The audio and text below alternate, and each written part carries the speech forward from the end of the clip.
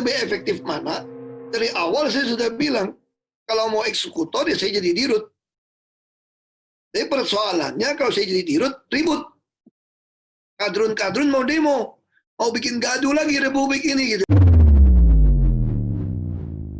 Kepada temanku Ahok, saya ingin menyampaikan pesan. Ada hal yang berbeda ketika pejabat publik bicara dengan masyarakat umum bicara. Pilih-pilih kata ya. Saya secara pribadi, selaku teman, ide Anda, cara berpikir Anda, bahkan tindakan Anda, saya suka. Namun, dalam komunikasi publik mungkin kita berdua ada samanya, yaitu harus memperbaiki. Namun, saya bukan pejabat publik. Kita sering meledak-meledak dan menggunakan gaya bahasa khas daerah kita. Saya dari Jawa Timur yang sering ancuk-ancuk dan diamput-diamput. Tapi itu bukan makian penghinaan, itu memang bahasa pergaulan yang menunjukkan kekesalan pakai penekanan dan ketok dalam marahnya. Anda dari Belitung, di mana Anda sendiri sering mengatakan saya ini triple minoritas, sudah keturunan Cina, orang daerah Belitung, Kristen lagi, dan Anda katakan itu sambil bergurau. Itu khas Pak Ahok. Bahkan sewaktu mengatakan dalam tanda petik, kalau saya jadi dirut Pertamina kadrun bisa demo, itu saya anggap candaan. Namun sebagai pejabat publik ini bisa diterima lain, bisa diterima sebagai serangan terhadap komunitas keturunan Arab. Istilah kadrun adalah aslinya adalah ledekan ciptaan dari para buzzer yang berarti kadal gurun yang memang menyasar keturunan Arab dan orang Indonesia yang memilih budaya ke Arab-Araban.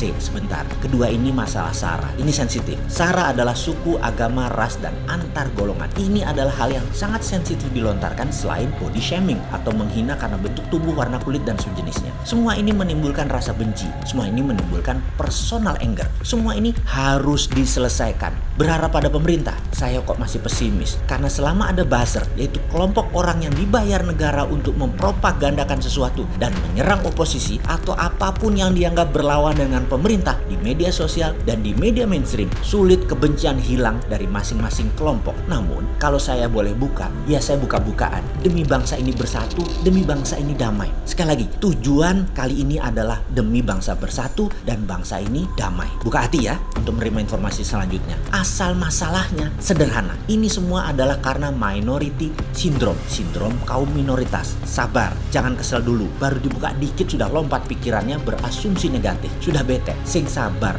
Fakta memang begitu. Pahit, sepet, bikin pusing kayak vodka. Dah, oke, saya punya pengakuan dulu. Saya harus jujur supaya sahabat semua paham. Saya anti Tiongkok dan harus hati-hati dengan Tiongkok. Masalah kebijakan luar negeri Tiongkok dan komunisnya Tiongkok. Sekali lagi, saya anti Tiongkok selaku negara, bukan anti Cina sebagai suatu ras. Cina adalah ras, suku, sementara Tiongkok adalah negara. 1000 video dan tulisan yang saya terbitkan adalah cara cerdas bernegara. Jadi negara yang saya sebut yaitu Tiongkok. Jelas ya? Kembali ke sindrom minoritas. Kecemburuan atas banyaknya kaum keturunan Cina di Indonesia yang sukses itu didesain oleh pihak tertentu. Ingat, manusia dilahirkan itu tanpa persepsi, maka kebencian harus diajarkan. Jadi kalau ada yang membenci sesama warga Indonesia dan keturunan Cina atau keturunan Arab atau keturunan lainnya, ini pasti ada yang gosok, ini pasti ada yang ngajari. Sama ketika pihak minoritas keturunan Chinese digosok dengan kadrun keturunan Timur Tengah yang notabene Islam sebagai kadal gurun, kadrun ini memancing marah mereka yang keturunan Timur Tengah dan menggosok juga pakai kesamaan agama, sehingga yang merasa satu agama ikut tersinggung. Itu menjadi sama-sama benci. Sudah itu,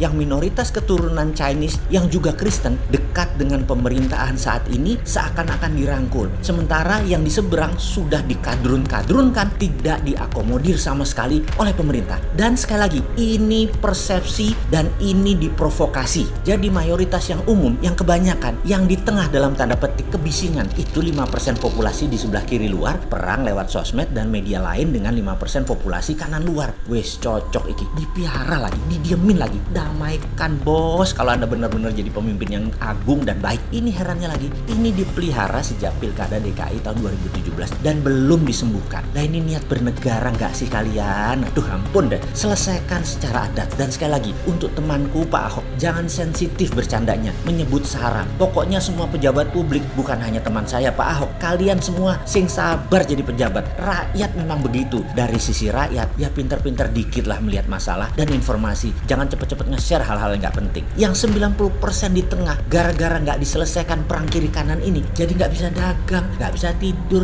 nggak bisa mikir, kayak orang patah hati ditinggal kekasih. Wis tenang, sabar, sing sabar semuanya ya. cara menyelesaikannya bagaimana? Nah ini, kita ini bukan pejabat, bapak bangsa bukan, disuruh selesaikan masalah aja kerjanya. Tapi siap, oke, begini sarannya. Saya pernah ceritakan namun saya coba ulas dari sisi yang lain. Yang cerita adalah mantan ajudan Pak Benny Murdani yang sekarang sudah pensiun berbintang 2 di pundaknya, seorang yang pintar dan santun. Pengalamannya sebagai dubes Tiongkok atas pertahanan Inggris Amerika membuatnya sedikit dari putra bangsa yang paham kekuatan 3 negara tersebut dalam percaturan global. Karena saya pengen dia menjadi Menlu, Menteri Luar Negeri, pemimpin pejambon. Kalau nggak bisa sekarang, ya nanti juga ada kesempatan. Suatu hari Pak Benny yang dicalonkan Pak Harto untuk menjadi wakil presiden menghadap Pak Harto, tentunya ditemani sang ajudan. Ketika berhadapan dengan Pak Harto, Pak Benny mengatakan tidak bersedia menjadi wakil presiden yang oleh Pak Harto tidak dipertanyakan pernyataan tersebut. Dan kemudian Pak Harto memilih Pak Sudarmono menjadi wakil presiden. Sang ajudan bingung atas pilihan Pak Benny tersebut. Dia yang tadinya bersemangat karena bakal jadi aspri atau ajudan wapres mendadak balik ke barak lagi. Sebulan berlalu, dia ada kesempatan berdua santai dengan Pak Benny, maka hal ini ditanyakan yang selama 1 bulan dia tunggu-tunggu momen ini, yaitu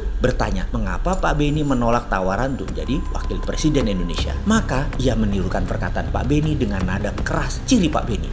Kamu tahu apa yang pemimpin kita lakukan? Itu kita contoh. Sang ajudan bertanya, pemimpin yang mana jenderal? Pak Jenderal Nasution. Ketika rapat MPRS dia ditawari pertama untuk menjadi presiden Indonesia, namun dia menolak karena merasa belum tepat, minoritas belum tepat memimpin Indonesia. Maka sebaiknya Soeharto saja. Pak Jenderal Nasution itu Islam, namun keturunan Batak. Pak Harto Islam dan Jawa, lebih mayoritas yang dibutuhkan waktu itu. Dan Pak Benny pun melanjutkan, saya ini Katolik, saya tahu diri, walaupun didukung NU, didukung Golkar dan semua elemen bangsa, tetap saya harus tahu diri. NU, Muhammadiyah dan lain sebagainya adalah mayoritas. Mereka membuka diri agar saya bisa yang Katolik ini jadi wakil presiden. Pastinya jadilah di DPR nantinya. Tapi sekali lagi, saya tahu diri. Jadi bernegara yang benar adalah mayoritas buka hati, minoritas tahu diri. Itu cara bernegara yang benar. Dan ini adalah sekelumit kisah dari sang ajudan bercerita kepada saya. Kembali ke keadaan saat ini. Jika minoritas tidak tahu diri dan mayoritas tidak buka hati dan pemerintah tidak mengerti masalah, bubrah bangsa ini. Wes, paham masalahnya?